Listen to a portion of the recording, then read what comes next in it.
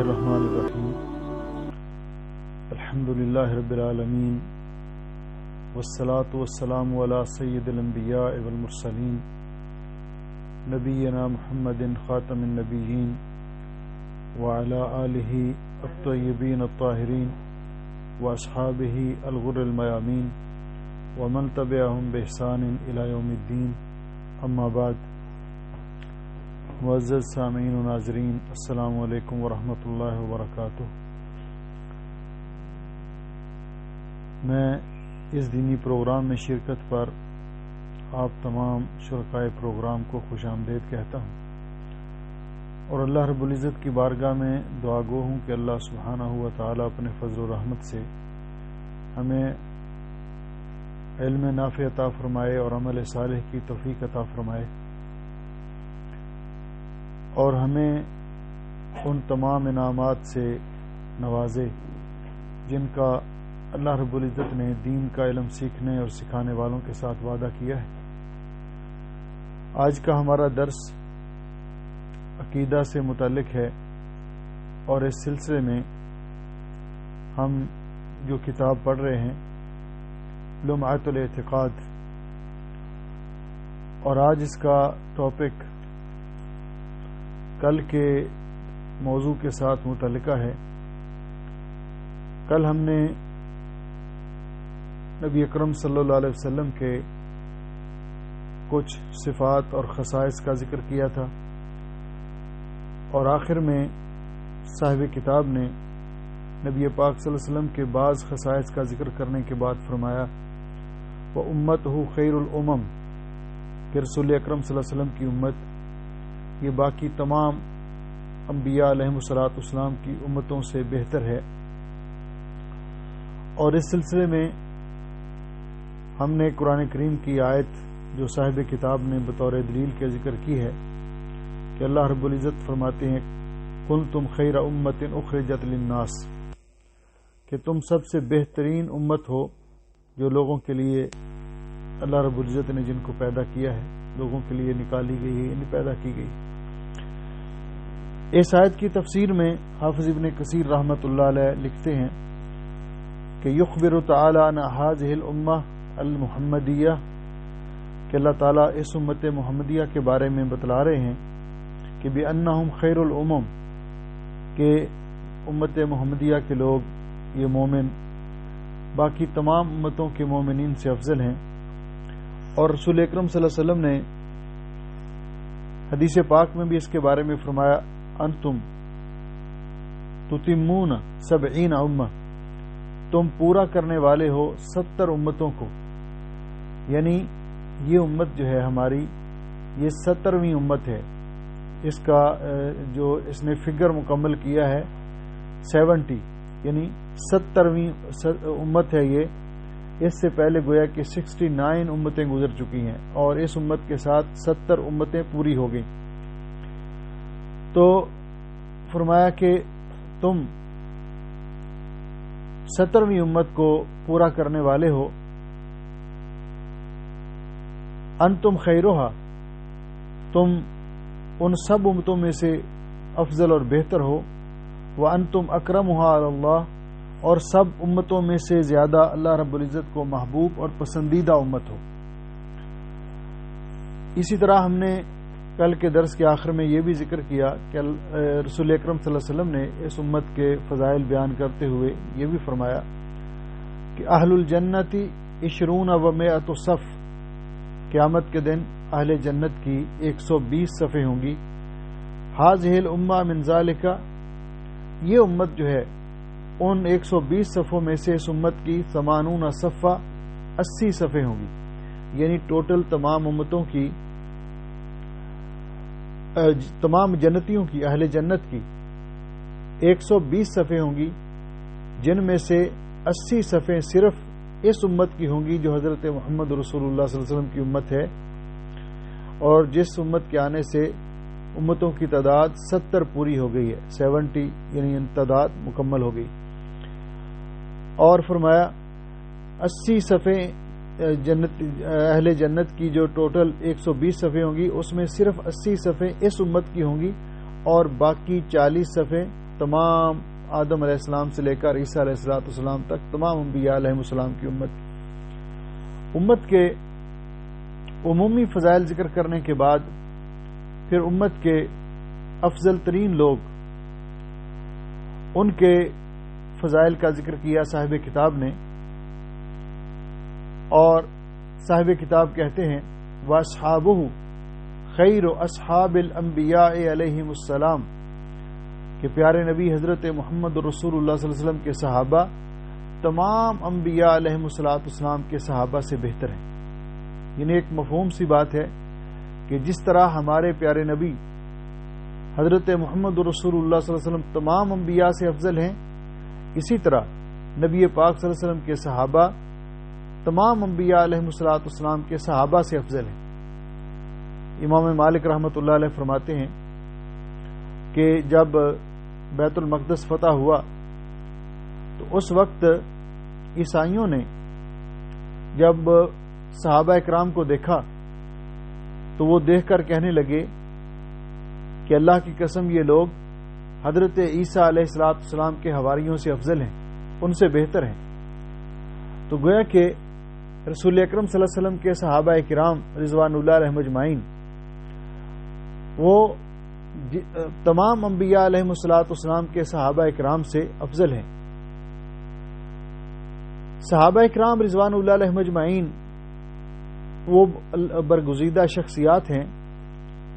کہ جن کے بارے میں حضرت عبداللہ ابن مسعود رضی اللہ تعالیٰ عنہ فرماتے ہیں کہ اللہ رب العزت نے جب لوگوں کے دلوں کو ٹٹولا تو رسول اکرم صلی اللہ علیہ وسلم کے صحابہ کے دل سب سے صاف اور پاکیزہ ان کے دلوں کو پایا۔ فاختارہم اللہ لصحبت نبیہ و نصرت دینہ، تو اللہ رب العزت نے ان کو اپنے پیارے نبی کی صحبت کے لیے، ان کے ساتھ کے لیے، ان کی شاگردی کے لیے منتخب کیا اور دین کی نصرت اور تائید کرنے کے لیے ان کو منتخب کیا۔ صحابی کون ہوتا ہے؟ صحابی کا اطلاق کس شخصیت پر ہوتا ہے؟ تو اس کی تعریف اگر ہم دیکھیں تو قرآن کریم میں صاحب کا لفظ، صحابی کا لفظ ساتھی کے معنی میں بھی آتا ہے، شاگرد کے معنی میں بھی آتا ہے، ہم مجلس کے معنی میں بھی آتا ہے، لیکن نبی اکرم صلی اللہ علیہ وسلم کے صحابہ اکرام جب ان کے لیے یہ لفظ صاحب یا صحابی بولا جاتا ہے اور یہ لقب صاحب کا لفظ جو صحابی کے معنی میں ہے، اللہ رب العزت نے قرآن پاک میں استعمال کیا اور اسی لقب کا ذکر پیارے نبی صلی اللہ علیہ وسلم نے صحابہ اکرام کے بارے میں ارشاد فرمایا، اور اسی طرح صحابہ اکرام بھی اس لقب کے ساتھ ایک دوسرے کو پکارتے تھے، اور بعد میں تابعین بھی صحابہ اکرام کو اسی لقب کے ساتھ یاد کرتے تھے۔ تو یہ صحابی یا صاحب، جس طرح کہ اللہ رب العزت نے قرآن پاک میں جب رسول اکرم صلی اللہ علیہ وسلم کی ہجرت کا تذکرہ کیا تو آپ حضرت ابوبکر رضی اللہ تعالی عنہ کی معیت میں ہجرت کی رات جب غار ثور میں جا کے ٹھہرے، وہاں انہوں نے پناہ گزین ہوئے اور وہاں جا کر اس غار کے اندر، تاکہ لوگ جو ہیں ان کی طلب کرنے کی، تلاش کرنے کی جو بھاگ دوڑ ہے وہ تھوڑی سی نرم پڑ جائے۔ تو اس وقت جب حضرت ابوبکر رضی اللہ تعالیٰ عنہ اس وقت پریشان ہوئے کہ جب وہ مشرکین مکہ تلاش کرتے ہوئے غار کے عین دھانے پر پہنچ چکے تھے، تو حضرت ابوبکر رضی اللہ تعالیٰ عنہ انہوں نے نبی پاک صلی اللہ علیہ وسلم کی خدمت میں عرض کیا کہ حضرت اگر وہ اوپر کھڑے ہیں، اگر وہ اپنے پاؤں کی طرف ہی دیکھ لیں تو ہم نظر آ جائیں گے۔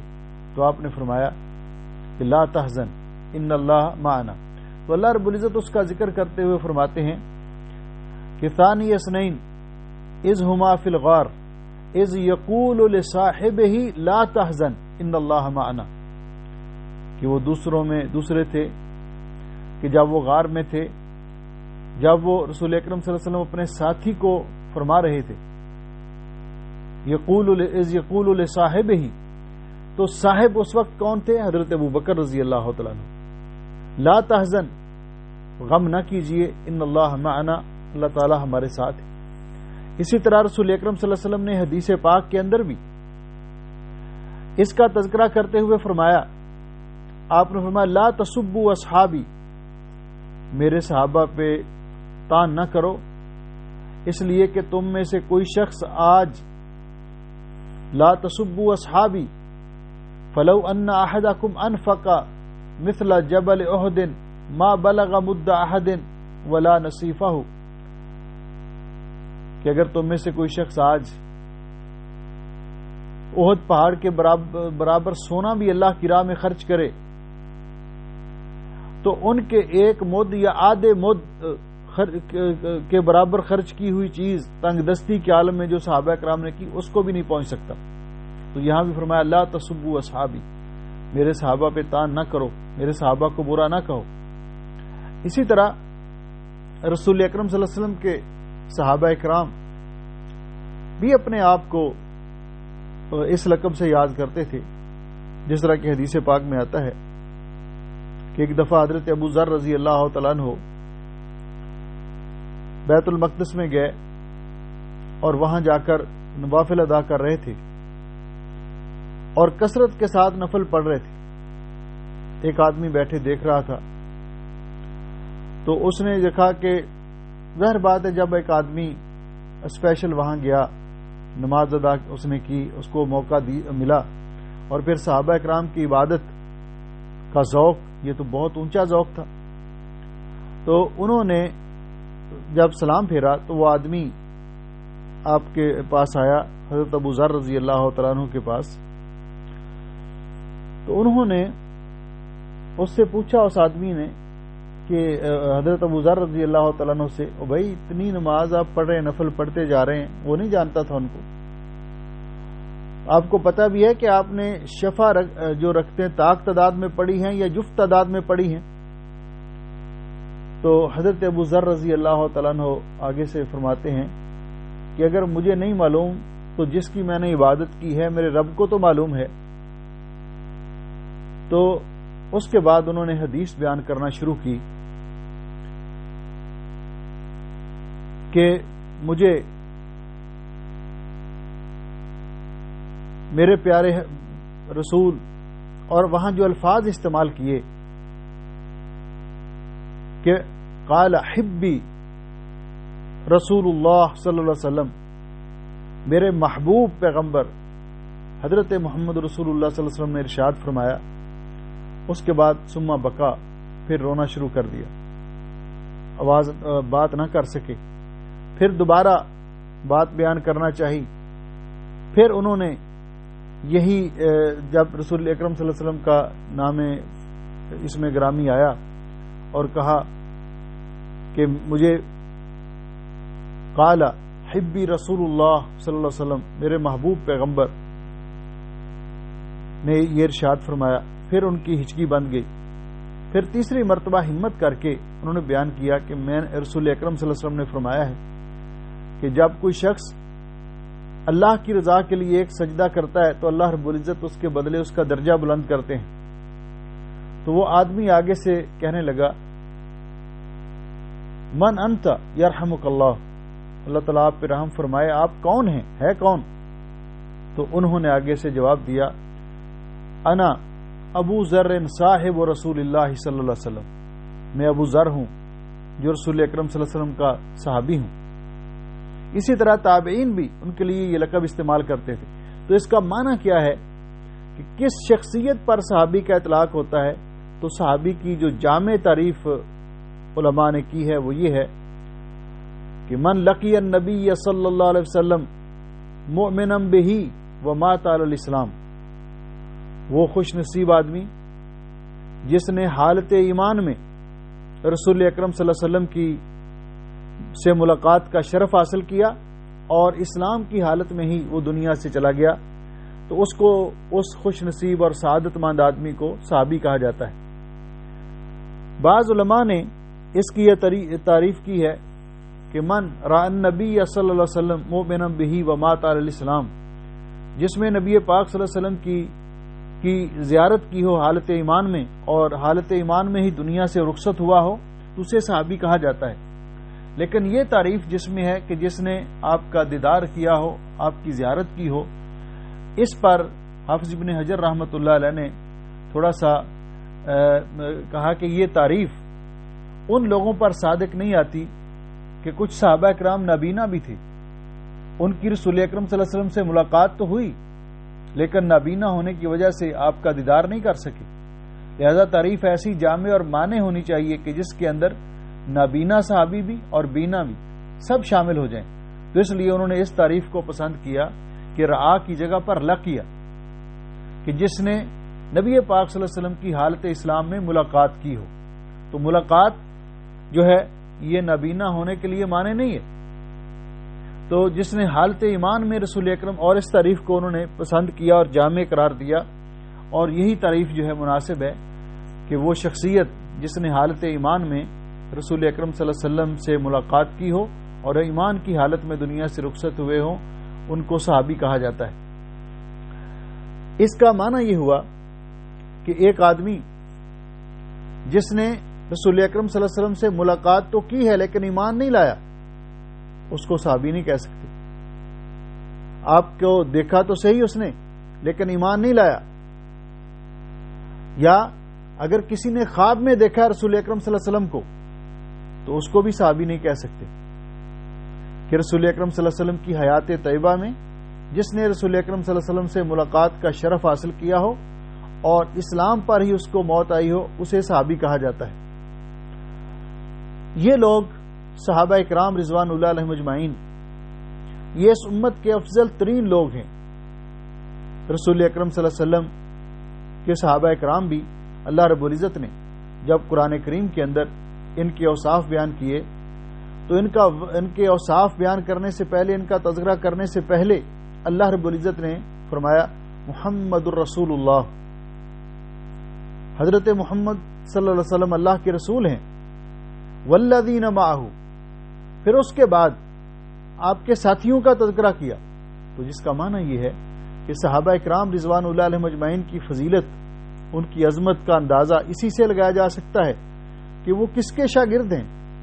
کس کے ساتھی ہیں۔ وہ سید الانبیاء، خاتم النبیین، رحمت للعالمین کے ساتھی ہیں۔ اس لیے وہ اس دور کے لوگ ہیں کہ ایک تو اللہ رب العزت نے ان کو رسول اکرم صلی اللہ علیہ وسلم کی ملاقات کا شرف بخشا، اور وہ نبی پاک صلی اللہ علیہ وسلم کے صحابہ ہیں، اور پھر وہ اس دور کے لوگ ہیں جس کے بارے میں رسول اکرم صلی اللہ علیہ وسلم نے فرمایا ان عمران ابن حسین رضی اللہ تعالیٰ عنہ، حضرت عمران ابن حسین رضی اللہ تعالیٰ عنہ سے روایت ہے، قال قال رسول اللہ صلی اللہ علیہ وسلم، کہ رسول اکرم صلی اللہ علیہ وسلم نے ارشاد فرمایا خیر الناس قرنی، سب سے بہتر لوگ میرے دور کے لوگ۔ قرن کہتے ہیں کہ ایک دور کے تمام لوگ، اور بعض اوقات قرن کا اصل اطلاق جو ہے وہ تو ایک صدی پر ہوتا ہے جو 100 سال پر محیط ہوتی ہے، لیکن اس حدیث میں قرن سے مراد نبی پاک صلی اللہ علیہ وسلم کے دور کے لوگ جو آپ کی حیات طیبہ میں موجود تھے۔ تو آپ نے فرمایا خیر الناس قرنی، سب سے بہتر لوگ میرے دور کے لوگ ہیں، ثم الذین یلونہم، پھر اس کے بعد وہ لوگ جو ان کے بعد آئیں گے، ثم الذین یلونہم، پھر اس کے بعد جو ان کے بعد آئیں گے، یعنی تین جو اپنا نسلیں ہیں رسول اکرم صلی اللہ علیہ وسلم نے ان کا تذکرہ کیا، ان کے بارے میں فرمایا کہ یہ سب سے بہتر لوگ ہیں۔ پہلے سب سے افضل وہ لوگ جو رسول اکرم صلی اللہ علیہ وسلم کے دور کے لوگ، آپ پر ایمان لانے والے، آپ کے صحابہ اکرام رضوان اللہ علیہم اجمعین۔ پھر دوسرا دور تابعین کا دور، صحابہ اکرام کا دور، اس کے بعد پھر تابعین کا دور۔ تو رسول اکرم صلی اللہ علیہ وسلم نے صحابہ اکرام رضوان اللہ علیہم اجمعین انہی کے فضائل بیان کرتے ہوئے فرمایا، صحیح بخاری اور مسلم کی حدیث ہے، پہلی حدیث بھی متفق علیہ ہے کہ لا تسبوا اصحابی، میرے صحابہ کو برا نہ کہو، فلو ان احدکم انفق مثل جبل احد، اگر تم میں سے کوئی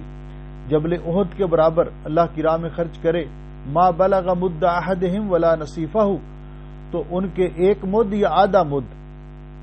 ایک مد کتنا ہوتا ہے؟ تقریباً آدھا کلو، اور یا اس سے بھی آدھا، اس کے بھی برابر نہیں ہو سکتا۔ تو صحابہ اکرام رضوان اللہ علیہم اجمعین، یہ عمومی طور پر ان کے فضائل ہیں۔ پھر اس کے بعد صاحب کتاب فرماتے ہیں فالمہاجرون افضل من الانصار، صحابہ اکرام میں سے بھی جو مہاجرین ہیں یہ انصار سے افضل ہیں، یہ انصار سے افضل ہیں، اس لیے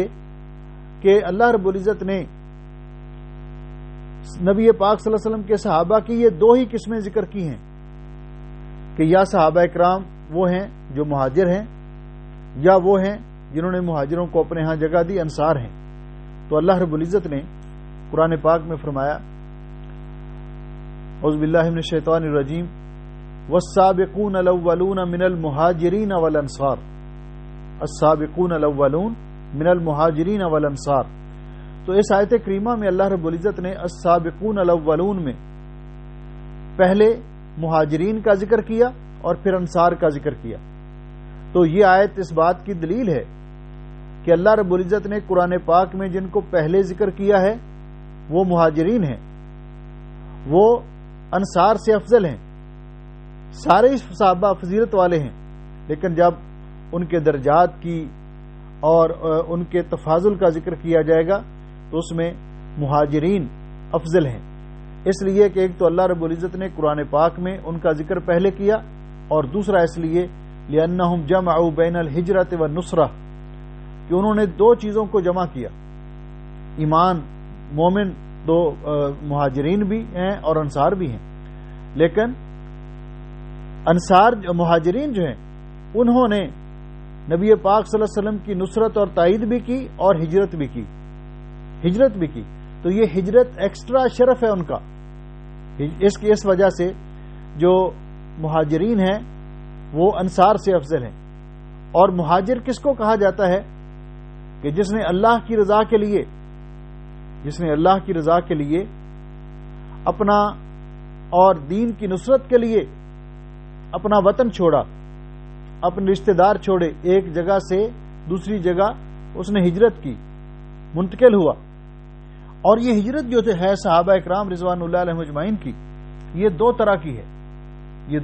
ہے۔ ایک ہجرت جو مکہ معظمہ سے حبشہ کی طرف کی گئی، جسے ہجرت حبشہ کہا جاتا ہے، وہ ہجرت جو تھی وہ دارالاسلام کی طرف نہیں تھی، بلکہ دارالخوف، مکہ میں مسلمانوں پر ظلم و ستم ہوتا تھا، قریش مکہ ظلم و ستم کرتے تھے، تو ان کے ظلم و ستم سے بچنے کے لیے دارالامن کی طرف تھی کہ وہاں نجاشی حکمران تھا، جن کو اللہ رب العزت نے ایمان لانے کی توفیق بخشی۔ اور جب نجاشی فوت ہوئے تو نبی پاک صلی اللہ علیہ وسلم کو اطلاع ملی تو نبی علیہ السلام نے ان کی مدینہ طیبہ میں غائبانہ نماز جنازہ پڑھائی تھی، جو اس بات کی دلیل ہے کہ نجاشی جو تھے وہ مسلمان ہو چکے تھے۔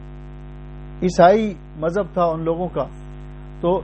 مسلمانوں نے حبشہ کی طرف ہجرت کی۔ اور دوسری ہجرت جو مکہ سے مدینہ کی طرف کی گئی،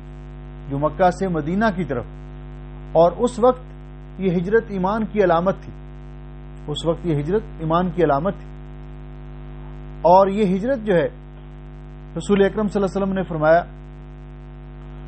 کہ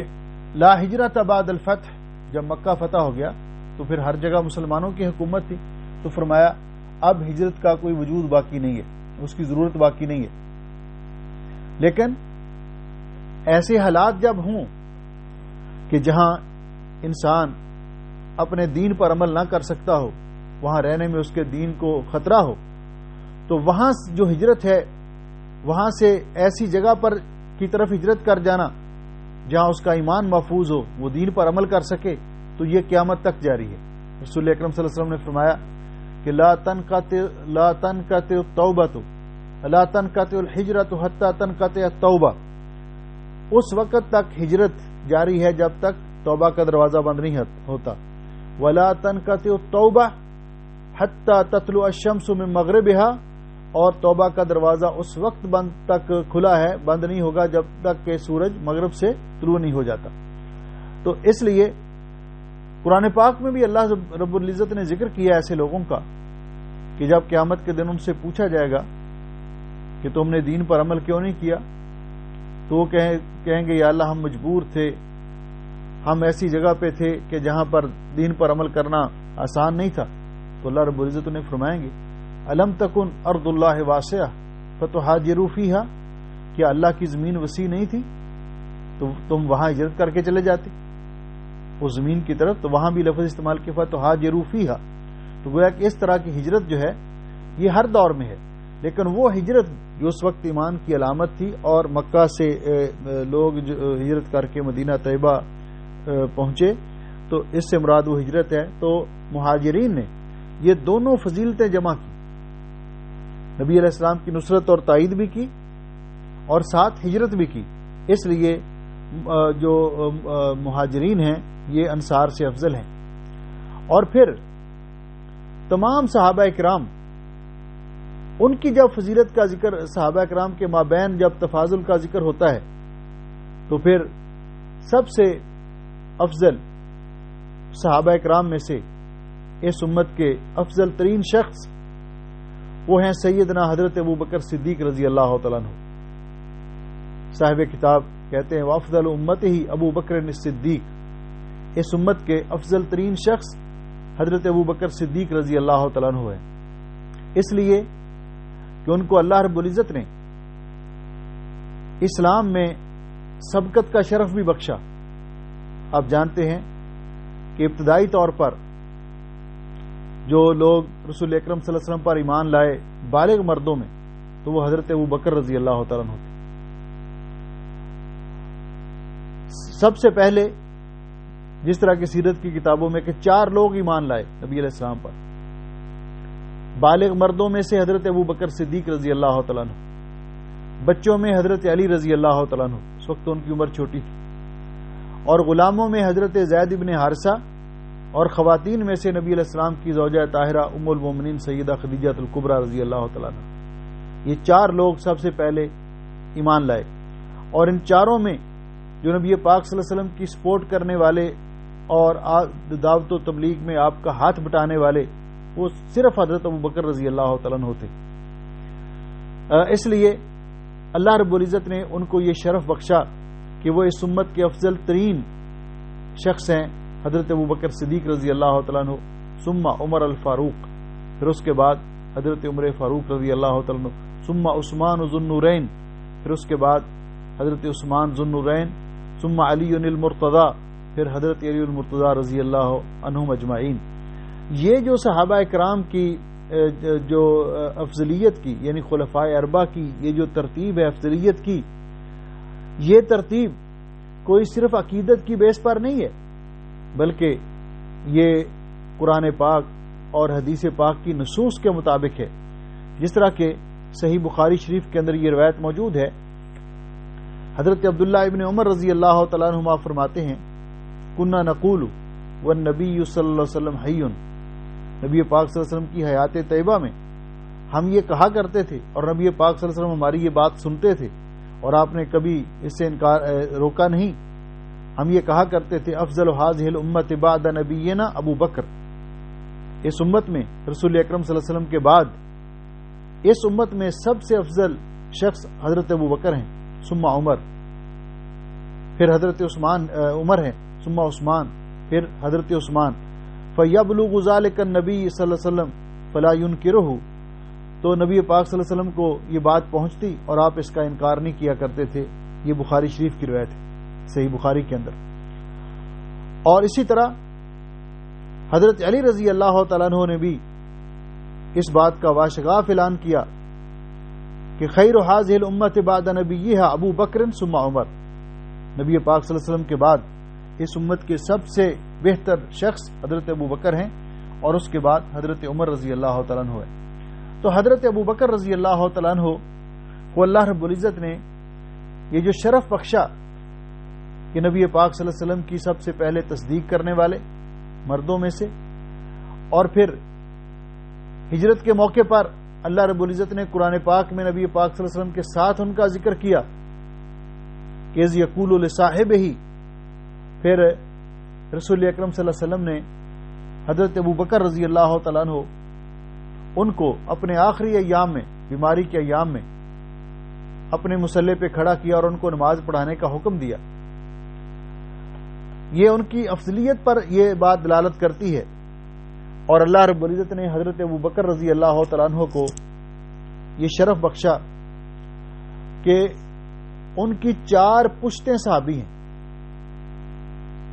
یہ صرف حضرت ابو بکر رضی اللہ تعالیٰ عنہ واحد صحابی ہیں کہ جن کی 4 نسلیں صحابی ہیں. حضرت ابو بکر رضی اللہ تعالیٰ عنہ کے والد بھی صحابی، خود حضرت ابو بکر بھی صحابی، حضرت ابو بکر کے بیٹے بھی صحابی، اور آگے حضرت ابو بکر کی اولاد بھی صحابی. تو یہ اللہ رب العزت نے ان کو یہ شرف بخشا. حضرت ابو بکر صدیق رضی اللہ تعالیٰ عنہ ان کا تذکرہ اور ان کے بارے میں ہر مسلمان وہ آگاہ ہے اور وہ جانتا ہے. لیکن حضرت ابو بکر رضی اللہ تعالیٰ عنہ کا یہ جو ہم ذکر کرتے ہیں ان کا نام بطور نام ابو بکر، یہ ان کی کنیت ہے، یہ ان کی کنیت ہے. حضرت ابو بکر رضی اللہ تعالیٰ عنہ کے بارے میں جو ذکر کیا جاتا ہے صدیق، یہ ان کا لقب ہے. ابو بکر صدیق، ابو بکر کنیت ہے اور صدیق لقب ہے. تو ان کا نام کیا تھا؟ حضرت ابو بکر رضی اللہ تعالیٰ عنہ کا اسم گرامی کیا تھا؟ کیونکہ بعض صحابہ اکرام رضوان اللہ علیہم اجمعین ان کی کنیت اس قدر غالب آ گئی ان کے نام پر کہ ان کا اصل نام بہت کم لوگوں کو معلوم ہے، لیکن ہر مسلمان کو یہ معلوم ہونا چاہیے. جس طرح کی راویۃ الاسلام، جنہوں نے سب سے زیادہ رسول اکرم صلی اللہ علیہ وسلم کی احادیث مبارکہ ذکر کی ہیں، ہر شخص جانتا ہے سیدنا حضرت ابو ہریرہ رضی اللہ تعالیٰ عنہ. تو ابو ہریرہ تو ان کی کنیت ہے. تو حضرت ابو ہریرہ رضی اللہ تعالیٰ عنہ کا نام کیا تھا؟ تو اس سلسلے میں حضرت ابو بکر رضی اللہ تعالیٰ عنہ کا اسم گرامی عبداللہ، یعنی ان کا نام عبداللہ تھا، اور ان کے والد کا نام عثمان، یعنی حضرت ابو بکر رضی اللہ تعالیٰ عنہ کے والد ان کی کنیت ابو قحافہ تھی، ابو قحافہ، اور ان کا نام عثمان. تو گویا کہ حضرت ابو بکر صدیق رضی اللہ تعالیٰ عنہ کا نام تھا عبداللہ ابن عثمان، عبداللہ ابن عثمان. آپ قریش کی شاخ بنو تمیم سے ان کا تعلق تھا. رسول اکرم صلی اللہ علیہ وسلم نے پر مردوں میں سب سے پہلے ایمان لانے والے حضرت ابو بکر صدیق رضی اللہ تعالیٰ عنہ، ہجرت کے وقت بھی آپ کے ساتھ جانے والے حضرت ابو بکر رضی اللہ تعالیٰ عنہ تھے. آپ کے مصلی پر بھی آپ نے انہی کو کھڑا کیا نماز پڑھانے کے لیے. والحج، اور جب سن 9 ہجری میں حج فرض ہوا، اور آپ جانتے ہیں کہ رسول اکرم صلی اللہ علیہ وسلم نے اپنی حیات طیبہ میں 1 مرتبہ حج ادا کیا، اور اسی کو حجۃ الوداع کہتے ہیں. وہی رسول اکرم صلی اللہ علیہ وسلم کا آخری اور پہلا حج تھا. اور وہ کب ادا کیا؟ سن 10 ہجری میں، سن 10 ہجری میں. لیکن حج فرض ہوا سن 9 ہجری میں.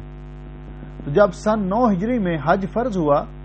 تو اس سال نبی پاک صلی اللہ علیہ وسلم نے حضرت ابو بکر رضی اللہ تعالیٰ عنہ کو امیر حج مقرر کر کے بھیجا، اور لوگوں کو، صحابہ کرام کو ان کے ساتھ بھیجا حج ادا کرنے کے لیے. گویا کہ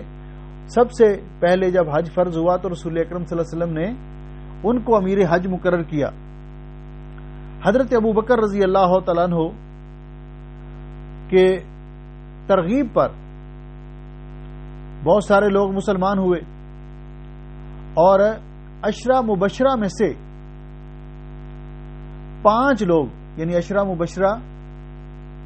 سے مراد وہ 10 صحابہ اکرام ہیں رضوان اللہ علیہم اجمعین، جن کا آگے ہم ذکر کریں گے، الگ سے صاحب کتاب نے ذکر کیا ہے. تو ان 10 افراد جن کو رسول اکرم صلی اللہ علیہ وسلم نے ایک ہی مرتبہ جنت کی بشارت دی، ان میں سے 5 افراد حضرت ابو بکر رضی اللہ تعالیٰ عنہ کی ترغیب دلانے پر مسلمان ہوئے، جن کے اسماء گرامی یہ ہیں کہ حضرت عثمان رضی اللہ تعالیٰ عنہ، حضرت زبیر، حضرت طلحہ، حضرت عبد الرحمن ابن عوف، اور حضرت سعد ابن ابی وقاص. حضرت ابو بکر رضی اللہ تعالیٰ عنہ ان کی وفات سن 13 ہجری جمادی الاخر یعنی جس کو ہم جمادی الثانی کہتے ہیں، سن 13 ہجری کو ان کی وفات ہوئی۔ اس وقت ان کی عمر 63 برس تھی۔ حضرت ابن عباس رضی اللہ تعالیٰ عنہ فرماتے ہیں کہ نبی پاک صلی اللہ علیہ وسلم جب دنیا سے رخصت ہوئے تو اس وقت آپ کی عمر بھی 63 برس تھی۔ جب حضرت ابو بکر دنیا سے رخصت ہوئے تو ان کی عمر بھی 63 برس تھی۔ جب حضرت عمر رضی اللہ تعالیٰ عنہ شہید ہوئے تو ان کی عمر بھی 63 برس تھی۔ یہ اللہ رب العزت نے ان کو یہ بھی اتفاق بخشا۔ تو حضرت ابو بکر رضی اللہ تعالیٰ عنہ انہوں نے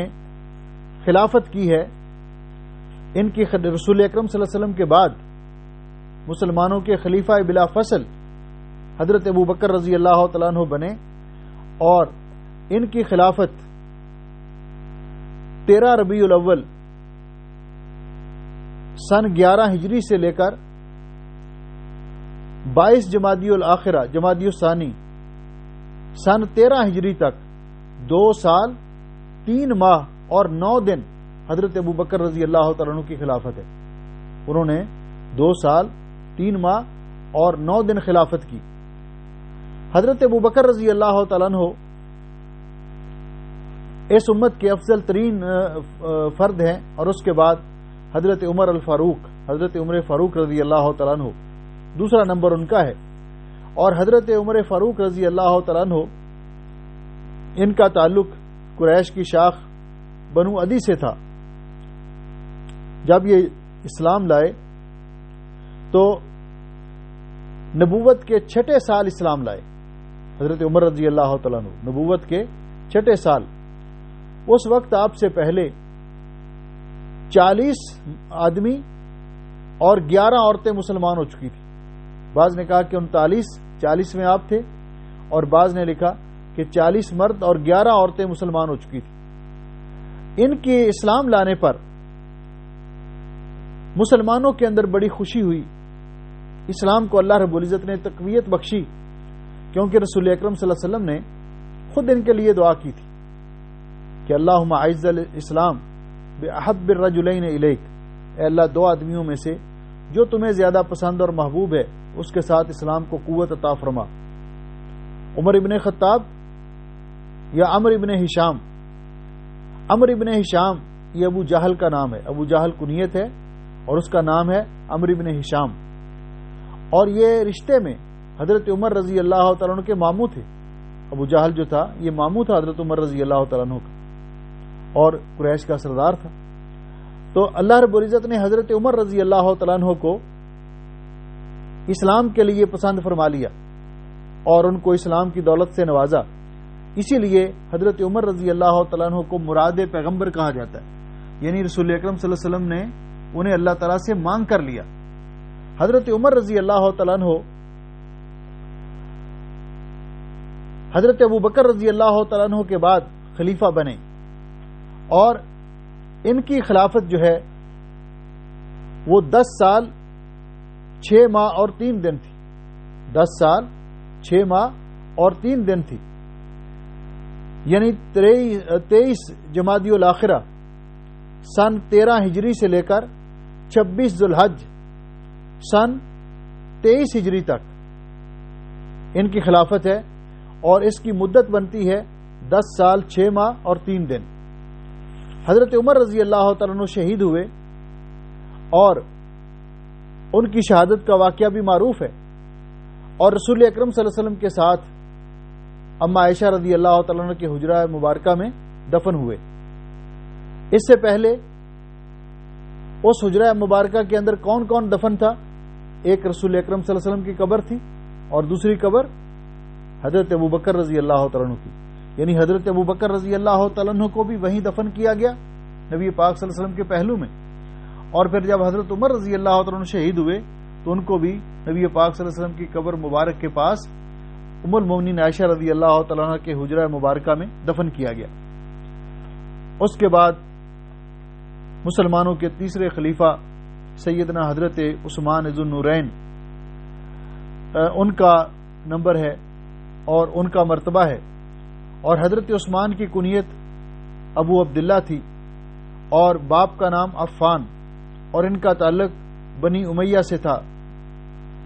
حضرت رسول اکرم صلی اللہ علیہ وسلم دار ارقم کے اندر آپ کی خدمت میں حاضر ہو کر دار ارقم میں نبی پاک صلی اللہ علیہ وسلم جب تعلیم دینے لگے اس سے پہلے یہ مسلمان ہوئے، اور حضرت عمر رضی اللہ تعالیٰ عنہ کے بعد خلیفہ بنے۔ ان کی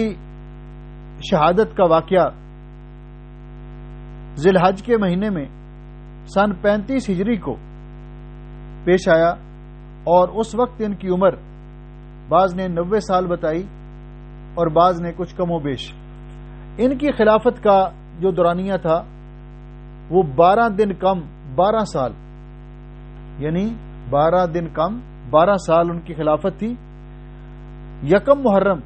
سن 24 ہجری کو خلیفہ بنے اور 18 ذی الحج سن 35 ہجری تک خلیفہ رہے۔ اس کے بعد سیدنا حضرت علی المرتضیٰ رضی اللہ تعالیٰ عنہ، جن کی کنیت ابو الحسن ہے اور نام علی ابن ابی طالب، یہ مسلمانوں کے چوتھے خلیفہ اور اسلام لانے والوں میں جو سبقت اسلام السابقین فی الاسلام ہیں ان میں سے ان کے اندر یہ شامل ہیں۔ تو حضرت علی رضی اللہ تعالیٰ عنہ نبی پاک صلی اللہ علیہ وسلم کے چچیرے بھائی تھے، آپ کے چچا ابو طالب کے بیٹے تھے، اور سیدہ فاطمہ تو زہرا رضی اللہ تعالیٰ عنہ کے شوہر تھے۔ حضرت علی المرتضیٰ رضی اللہ تعالیٰ عنہ کی شہادت کا واقعہ رمضان سن 40 ہجری میں پیش آیا، اور اس وقت ان کی عمر 63 سال تھی۔ ان کی مدت خلافت جو تھی 4 سال 9 ماہ اور 19 دن 4 سال اور 9 ماہ تھی، 4 سال اور 9 ماہ 19 ذی الحج سن 35 ہجری کو خلیفہ بنے، اور 19 رمضان سن 40 ہجری کو ان کی شہادت کا واقعہ پیش آیا۔ بعض نے 17 رمضان لکھا ہے، تو گویا کہ ان کی مدت خلافت جو تھی وہ 4 سال اور 9 ماہ تھی۔ مسلمانوں کے چوتھے خلیفہ حضرت ابو بکر رضی اللہ تعالیٰ عنہ، ان کی رسول اکرم صلی اللہ علیہ وسلم نے یہ خلافت جو تھی خلفائے اربعہ کی، اس کے بارے میں فرمایا الخلافۃ بعدی 30 سنہ، میرے بعد خلافت کی مدت وہ 30 سال ہوگی۔ اس کا تذکرہ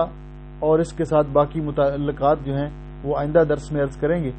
تو گویا کہ نبی پاک صلی اللہ علیہ وسلم کے صحابہ اکرام میں سے اللہ رب العزت نے صحابہ اکرام کو جو فضیلت بخشی،